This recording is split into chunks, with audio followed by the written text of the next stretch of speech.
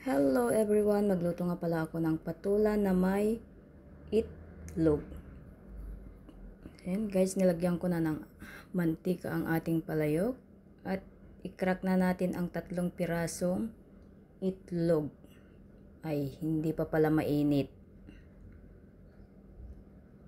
Ayan guys, crack lang natin. Prito natin hanggang ito ay maluto.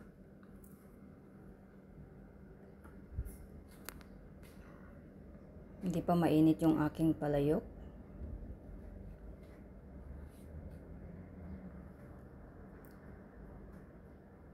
Then baliktarin na natin ang ating itlog para maluto naman yung kabila.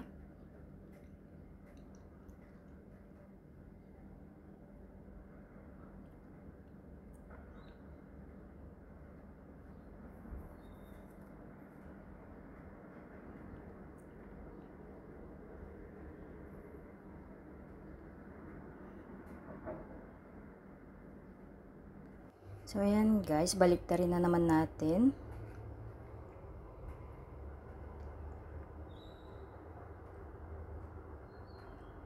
Ayan, ready na.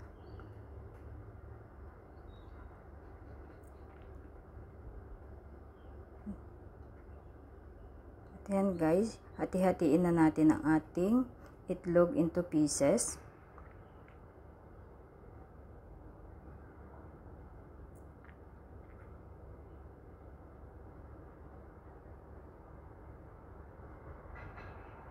Ganyan lang guys.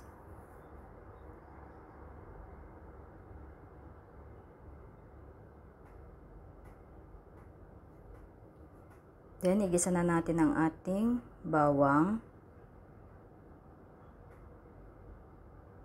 Mix lang hanggang lumabas yung aroma. Then igisa din natin yung ating spring onion. At ayan guys, lagay na natin ang ating patola. Igisa natin yung ating patola, mix ng ating itlog. Ayan guys. Then, lagyan ng kaunting tubig. Mix lang. Then, timplahan natin ng kaunting asin, pepper, chicken powder, Then mix. Yan, hayaan lang natin na maluto ang ating patola.